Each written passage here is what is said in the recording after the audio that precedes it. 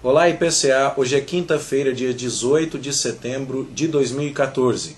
Nós estamos juntos há 753 dias lendo a Bíblia e hoje leremos os capítulos 43 e 44 do livro do profeta Ezequiel. Nós já dissemos a você que Ezequiel começa com uma visão da glória de Deus que se manifesta a ele no cativeiro babilônico, o que era inesperado segundo a cosmovisão predominante da época, quando se pensava que Deus teria permanecido em Jerusalém, que seria o seu território próprio. Não, a glória de Deus em sua carruagem real se exibe a Ezequiel lá na Babilônia e Deus diz: eu sou o Senhor aqui também. No capítulo 8 nós temos uma nova visão da glória de Deus, mas agora a glória de Deus deixando Jerusalém, porque o templo está comprometido com idolatria. E no capítulo 40, numa visão que se estende até o capítulo 48, nós vemos a glória de Deus retornando ao templo, assunto que é particularmente descrito aqui no capítulo 43.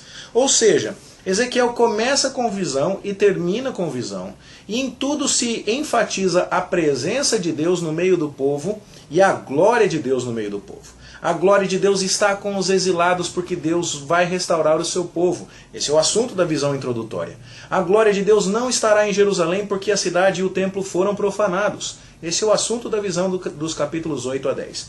A glória de Deus voltará quando Jerusalém for restaurada a um novo santuário, onde tudo aquilo que andava errado agora terá sido corrigido. E esse é o assunto da visão dos capítulos 40 a 48. Nós já mostramos a você que nos capítulos 40 a 42 há muita descrição de informações a respeito daquilo que Ezequiel viu. E nos muitíssimos detalhes o que temos a extrair é que Deus tinha tudo muito bem planejado, tudo muito santificado, tudo sendo respeitado nas prescrições sagradas, e aquela obediência ritual que Israel não exibiu antes, agora era exibida na visão de Ezequiel.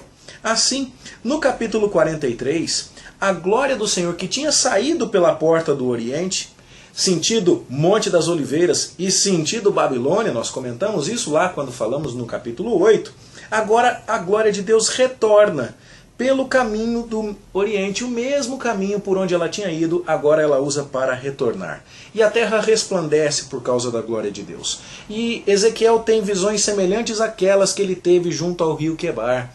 E então estamos falando daquilo que acabamos de dizer. A glória que tinha saído, agora volta para uma Jerusalém renovada, para um templo renovado. E Deus diz então a Ezequiel no verso 7, Ezequiel, filho do homem, ou seja, humano, este é o lugar do meu trono, o lugar da planta dos meus pés, onde eu habitarei no meio dos filhos de Israel para sempre. Deus quer de fato morar no meio do seu povo, Ele tem prazer em receber a adoração do seu povo. E é por isso que agora Ele restaura, por conta da fidelidade a si mesmo e às suas promessas, Ele restaura o seu povo e oferece instrução para que o seu povo o adore de maneira aceitável. Então, Ezequiel recebe no verso 10 a ordem de mostrar esse templo para a casa de Israel, para que eles se envergonhem de toda a contaminação que tinham trazido e agora sigam um modelo novo de adoração na comunidade restaurada. Isso fecha com o verso 4 do capítulo 40, esta visão básica do templo. Lá no verso 4 do capítulo 40, Ezequiel recebe a instrução para ver tudo e contar. E aqui também, mas o propósito de que Israel se envergonhe das suas iniquidades é adicionado. Ou seja, no novo templo ninguém vai atropelar os preceitos de Deus. Por isso o verso 12 diz, esta é a lei do templo. Parece que o assunto do templo tinha sido encerrado, mas não. Agora nós vamos ouvir instruções adicionais sobre as medidas do altar a partir do verso 13. E o altar mostra então que Deus continuará a receber ofertas do seu povo e continuará então a se fazer propício para o seu povo. E de maneira muito interessante, a partir do verso 18, vem as ordens para a consagração do altar. E nessas ordens, Ezequiel exerce um papel preponderante. O verso 20 diz que ele tomaria do sangue de uma oferta e passaria nos chifres do altar e tudo mais. E o verso 23 então diz, acabando tu de o purificar. Seria Ezequiel o sacerdote a executar o sacrifício que consagraria o altar do novo templo. Olha que coisa linda! Ele que tinha sido levado para a Babilônia aos 25 anos de idade, quando completou 30, estava no exílio, nunca trabalhou como sacerdote no templo de Jerusalém, apenas viu aquele templo cair, sem poder nunca ter oferecido um sacrifício. Ele faria parte da comunidade restaurada, ele consagraria o altar do novo templo. Que coisa linda! E, nisso tudo, nós estamos vendo Deus, então, fazer de Ezequiel uma espécie de novo Moisés. Por quê? Porque Deus apareceu a Moisés para lhe dar instruções detalhadas de como seria construído o tabernáculo. E a mesma coisa acontece aqui com Ezequiel para construir o templo restaurado. E foi Moisés quem realizou a cerimônia de consagração do altar e dos sacerdotes, e você pode ver isso lá em Êxodo 29:36. E Ezequiel aqui então tem um privilégio semelhante. Ele é o porta-voz daquela notícia que Moisés outrora trouxe. Moisés falou: Deus vai habitar no meio de vocês. Aquilo que se desfez com o pecado lá no Éden, quando Deus e o homem eram vizinhos, agora volta a ser uma realidade, disse Moisés. Mas por causa do pecado posterior do povo, a glória de Deus se debandou de Jerusalém. E agora Ezequiel é quem diz: Deus está voltando. E é ele que, como sacerdote, consagra o altar. Então, no verso 27, depois de tudo consagrado, está escrito assim que Deus vai ser propício ao seu povo. Ele vai receber holocaustos e ofertas pacíficas. Essa ideia de Deus receber a adoração do povo restaurado está em franca consonância com aquilo que já foi dito lá no capítulo 20, verso 40, que Deus se agradaria do seu povo e receberia ofertas do seu povo. Muito bonito isso que nós lemos aqui então, na visão de Ezequiel e no seu significado. Os maiores símbolos do que Ezequiel está vendo são esses que nós estamos comentando. Bom, no capítulo 44, nós vemos que aquele agente celestial que está guiando Ezequiel o faz voltar pelo caminho da porta exterior do santuário, aquela que olha para o Oriente, aquela por onde Deus tinha saído no primeiro templo, no templo de Salomão, e agora pela qual ele tinha entrado no templo que Ezequiel visualizou. Bom, a ordem agora é: esta porta permanecerá fechada. Que coisa! A porta pela qual Deus tinha saído e agora pela qual ele tinha voltado, agora vai ficar fechada. E há algumas razões muito sérias pelas quais isso pode acontecer. A primeira seria para barrar um tráfego humano desautorizado. Ezequiel fala, em todo o contexto aqui, de gente que não respeitou a distinção entre o sagrado e o profano, gente que não obedeceu às leis cerimoniais apropriadamente, e agora então aquela porta mostraria que no novo templo esse tipo de desobediência não aconteceria. Além disso, a ideia de que Deus vai voltar para habitar para sempre com o seu povo e pode deixar a porta de saída trancada. Ele não vai sair mais, porque agora as coisas vão funcionar. Israel não vai tornar a estragar o plano de Deus. Isso cumpre aquilo que foi dito lá no verso 7 do capítulo 43, que já comentamos: habitarei no meio dos filhos de Israel para sempre. E por último, é bem provável que haja aqui uma ironia com uma cerimônia que era praticada na Babilônia, em que o rei, no caso Nabucodonosor fez muito isso, entrava no templo do deus Marduk e saía carregando a estátua do deus para celebrar algumas coisas. E então isso colocava meio que o rei numa posição de manobrar o deus nacional. E no caso de Judá, no caso do povo de Israel, as coisas não eram assim.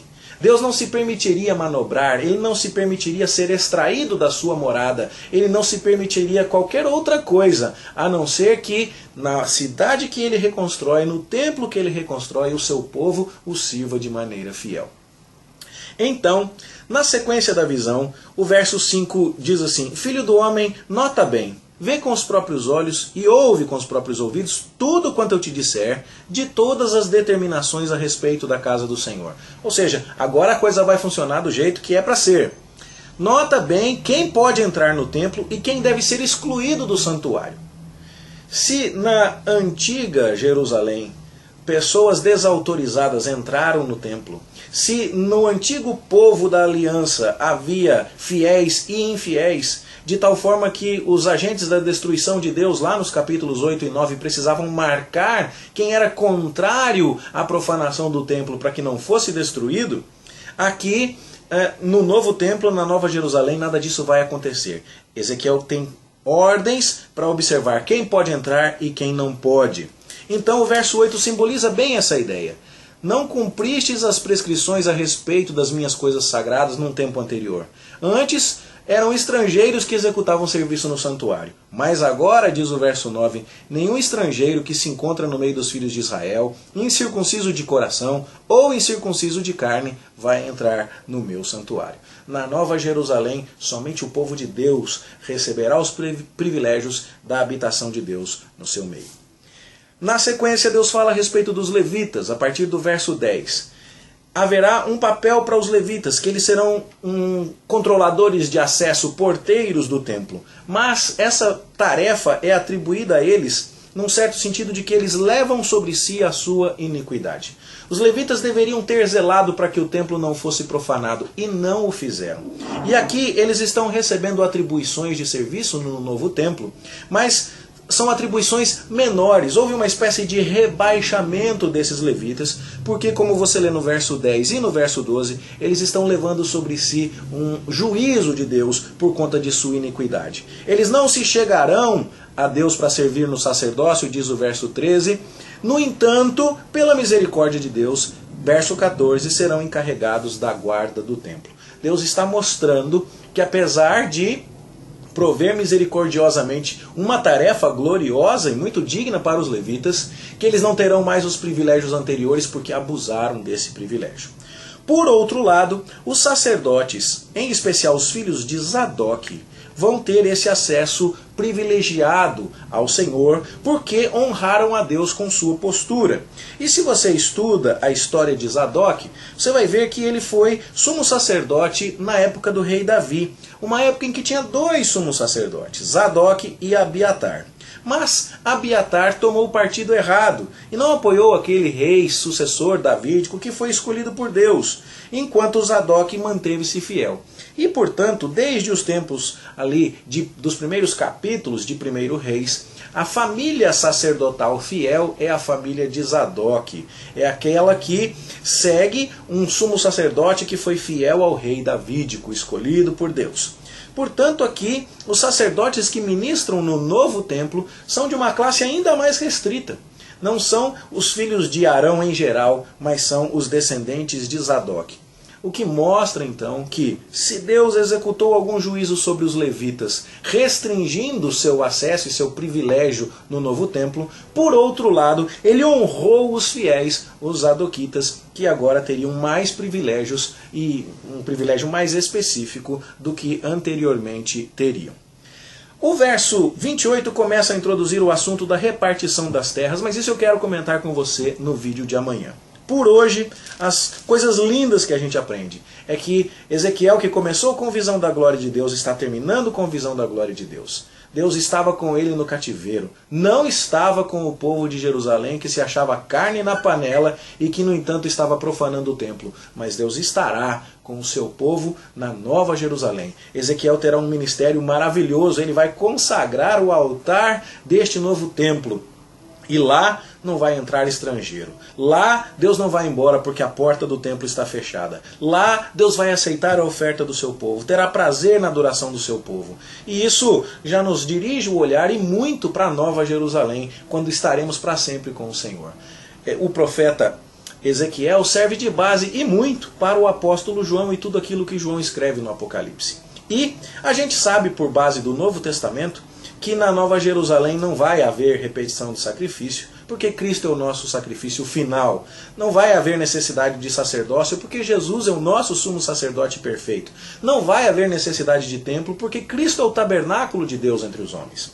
Em Ezequiel, essas coisas estão ditas na linguagem daquela época, segundo a economia daquela aliança em sua ministração naquele tempo. Porém, nós temos privilégios ainda maiores. Não abusemos deles. E lembremos que se Deus restringiu levitas que estão levando sobre si a sua iniquidade e honrou os zadoquitas, haverá também uma certa medida em que todos nós prestaremos conta de nossos atos diante do Senhor, mesmo na eternidade. Somos salvos pela graça, seremos julgados pelas obras. Deus tenha misericórdia de nós e que tudo isso nos encha de esperança e nos estimule à fidelidade. Bom estudo para você, boa leitura. Eu espero que isso esteja encantando o seu coração como está encantando ao meu. E a gente se encontra aqui para prosseguir amanhã, se Deus quiser. Até lá.